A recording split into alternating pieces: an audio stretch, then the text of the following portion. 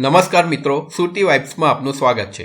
મિત્રો, વર્ષ 2023 પતવા આવ્યું છે અને થોડા જ કલાકોમાં આપણે વર્ષ 2024ની ઉજવણી કરીશું। પરંતુ વર્ષ 2023 આપણા માટે ખૂબ જ ખાસ રહ્યું અને ભારતે આ વર્ષે આંતરરાષ્ટ્રીય ક્ષેત્રે ખૂબ જ મહત્વપૂર્ણ સ્થાન પ્રાપ્ત કર્યું છે। તો ચાલો આ વિડીયોમાં આપણે વર્ષ 2023માં ઘટેલી એવી 5 ઘટનાઓ અથવા વર્લ્ડ રેકોર્ડની વાત કરીશું જેને આખા વિશ્વમાં ભારત અને ભારતીયોનું ગૌરવ વધાર્યું છે। તો પ્રથમ સ્થાને આવે છે એમવી ગંગા વિલાસ।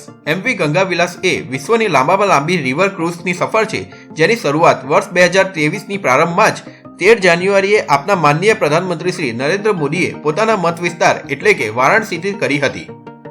વારાણસીથી શરૂ કરી બાંગ્લાદેશ થઈને આસામના દિબ્રુગઢ સુધીના પોતાના સફર દરમિયાન એ 3200 કિલોમીટરની મુસાફરી 51 દિવસમાં પૂર્ણ કરે છે, જે દરમિયાન તે ભારત અને બાંગ્લાદેશની કુલ 27 નદીઓની પ્રણાલીઓમાંથી પસાર થાય છે।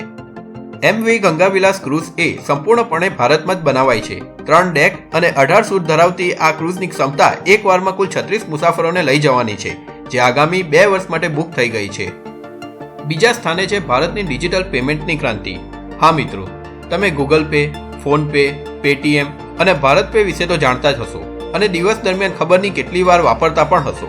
આ બધા ભારતના ડિજિટલ પેમેન્ટના મોડ છે જે ભારતમાં યુપીઆઈ એટલે કે યુનિફાઈડ પેમેન્ટ ઇન્ટરફેસની ક્રાંતિ પછી વિકાસ પામ્યા છે। 10 જૂન 2023ના રોજ એક રિપોર્ટ આવે છે જેમાં ભારતને ડિજિટલ પેમેન્ટ કે ટ્રાન્ઝેક્શન કરતા દેશોની યાદીમાં સૌથી ઉપર મૂકવામાં આવે છે। આ રિપોર્ટ મુજબ ભારતમાં વર્ષ 2022 દરમિયાન 83.7 બિલિયન એટલે કે 837 કરોડ ટ્રાન્ઝેક્શન થાય છે, જે વિશ્વમાં સૌથી વધુ છે। રસપ્રદ વાત એ છે કે આ આંકડો ભારત પછી આવતા બીજા, ત્રીજા, ચોથા અને પાંચમા ક્રમના દેશો દ્વારા કરવામાં આવતા સંયુક્ત ટ્રાન્ઝેક્શન કરતાં પણ વધારે છે। એવું અનુમાન છે કે ભારત વર્ષ 2023માં આ રેકોર્ડ તોડીને 100 બિલિયન એટલે કે 1000 કરોડથી પણ વધુ ટ્રાન્ઝેક્શન પૂરા કરશે, જે ભારતને ડિજિટલ પેમેન્ટની બાબતમાં વિશ્વગુરુ બનાવશે। ત્રીજી સિદ્ધિ છે ચંદ્રયાન 3નું સફળ લેન્ડિંગ। ચંદ્રયાન 3ના ચંદ્રના દક્ષિણ ધ્રુવ પર સફળ લેન્ડિંગથી ભારતનું વિશ્વમાં કેવું ગૌરવ વધ્યું છે તે તો તમે જાણતા જ હશો। ચંદ્રયાનના લેન્ડિંગની સાથે જ ભારત વિશ્વમાં ચંદ્રના દક્ષિણ ધ્રુવ પર સોફ્ટ લેન્ડિંગ કરવાવાળો પ્રથમ દેશ બની ગયો હતો। 23 ઓગસ્ટ 2023ના રોજ સાંજે 6:03 જ્યારે ચંદ્રયાન 3ના વિક્રમ લેન્ડરે ચંદ્રના દક્ષિણ ધ્રુવ પર સોફ્ટ લેન્ડિંગ કર્યું ત્યારે સમગ્ર દેશ ખુશીથી ઝૂમી ઉઠ્યો હતો। વિક્રમ લેન્ડરમાંથી નીકળી પ્રજ્ઞાન રોવરે ચંદ્રની સપાટી પરના બાહ્ય આવરણ અને જમીનના નમૂના લઈ તેમાં અગત્યનું સંશોધન હાથ ધર્યું હતું। ચંદ્રયાન 3ના વિક્રમ લેન્ડરે ચંદ્રના જે પોઈન્ટ પર ઉતરાણ કર્યું હતું તે પોઈન્ટને પીએમ મોદી દ્વારા શિવશક્તિ પોઈન્ટ નામ આપવામાં આવ્યું હતું। ચોથી સિદ્ધિ છે G20 સમિટનું સફળતાપૂર્વક આયોજન। 9 અને 10 સપ્ટેમ્બર 2023ના રોજ ભારતમાં G20 સમિટ સફળતાપૂર્વક હાથ ધરવામાં આવી। મહત્વપૂર્ણ વાત એ છે કે આ 18મી G20 સમિટની અધ્યક્ષતા ભારત પાસે હતી, જેનું આયોજન ભારતે નવી દિલ્હી ખાતે ભારત મંડપમમાં કર્યું હતું। આ સમિતિમાં વિશ્વની મહાશક્તિ એવા અમેરિકા, યુકે, ફ્રાન્સ અને જાપાનના રાષ્ટ્રપતિ સહિત 125 દેશોના કુલ 25,000 નેતાઓએ ભાગ લીધો હતો।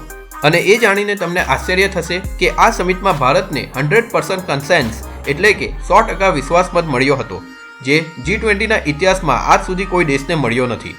આ G20 સમિટમાં ભારતે આ મુખ્ય 5 મુદ્દાઓ પર સફળતાપૂર્વક જીત હાસિલ કરી।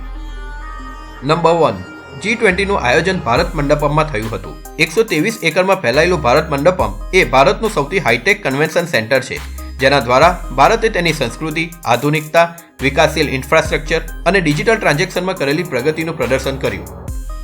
નંબર 2, G20ની અધ્યક્ષતા સાથે મળેલી સત્તાનો ઉપયોગ કરીને ભારતે G20નું એક્સપાન્શન કર્યું અને આફ્રિકન યુનિયનને G20નો હિસ્સો બનાવી G21 સ્થાપિત કર્યું।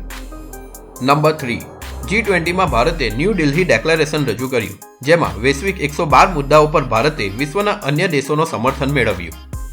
નંબર 4, G20ની બેઠકો ભારતના વિવિધ રાજ્યોમાં થઈ હતી। આ રાજ્યોમાં કાશ્મીર તેમજ અરુણાચલ પ્રદેશના ભાગોનો પણ સમાવેશ થાય છે, જેનો પાકિસ્તાન અને ચાઇના સાથે વિવાદ ચાલે છે।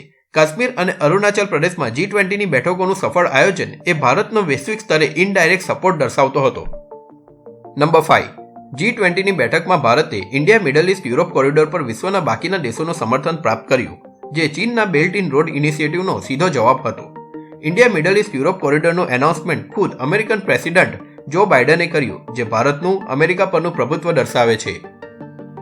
5મી અને આ વર્ષની સૌથી આખરી સિદ્ધિ છે સુરત ડાયમંડ બોર્ડ્સનું પીએમ મોદી દ્વારા ઉદ્ઘાટન। 17 ડિસેમ્બર 2023ના રોજ આપણા માનનીય વડાપ્રધાન શ્રી નરેન્દ્ર મોદી દ્વારા સુરત ડાયમંડ બુર્સનું ઉદ્ઘાટન કરવામાં આવ્યું. 67 લાખ સ્ક્વેર ફીટ કરતાં પણ વધુ વિસ્તારમાં ફેલાયેલી આ ઓફિસની ખાસ વાત એ છે કે તે વિશ્વની સૌથી મોટી ઓફિસ બિલ્ડિંગ છે, જેને અમેરિકાની પેન્ટાગોનની 80 વર્ષની વિશ્વની સૌથી મોટી ઓફિસ બિલ્ડિંગ રહેવાનો વર્લ્ડ રેકોર્ડ તોડી નાખ્યો. આ ઓફિસ બિલ્ડિંગની ડિઝાઇન એવી રીતે કરવામાં આવી છે કે તે પોતાની જરૂરિયાત મુજબ જેટલી એનર્જી આ બિલ્ડિંગ માટે ફાળવવામાં આવી હતી તેનાથી અડધી પણ કન્ઝ્યુમ કરતી નથી, જે તેને સંપૂર્ણપણે ઇકો ફ્રેન્ડલી બનાવે છે. ભારતના ડાયમંડ સિટી કહેવાતા એવા શહેર સુરતને વૈશ્વિક સ્તરે હીરાના વેચાણ અને રફ ડાયમંડના પોલિશિંગ માટે એક આંતરરાષ્ટ્રીય પ્લેટફોર્મ સુરત ડાયમંડ બોર્સ દ્વારા મળ્યું. 3200 કરોડના ખર્ચે બનેલી આ બિલ્ડિંગના કારણે સુરત એ ફક્ત ભારતનું જ નહીં પરંતુ આખા વિશ્વનું ડાયમંડ કેપિટલ બની જશે. મિત્રો, આ હતી 2023ના વર્ષમાં ભારત દ્વારા પ્રાપ્ત થયેલી મુખ્ય 5 સિદ્ધિઓ. આપણે આશા રાખીએ કે આવતું 2024નું વર્ષ આપણા દેશ ભારત માટે વધુ સારી પ્રતિષ્ઠા લાવે.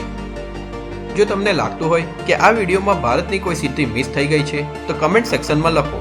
જો તમે ચાહતા હોય કે આમાંના કોઈ પણ એક ટોપિક પર હું ડિટેલમાં વિડીયો બનાવું તો કમેન્ટ સેક્શનમાં જણાવો. મારા વિડીયો તમને પસંદ આવ્યા હોય તો તેને લાઈક કરો અને આવા જ જાણકારીસભર વિડીયો માટે મારી ચેનલ સુરતી વાઇબ્સને સબસ્ક્રાઇબ કરો.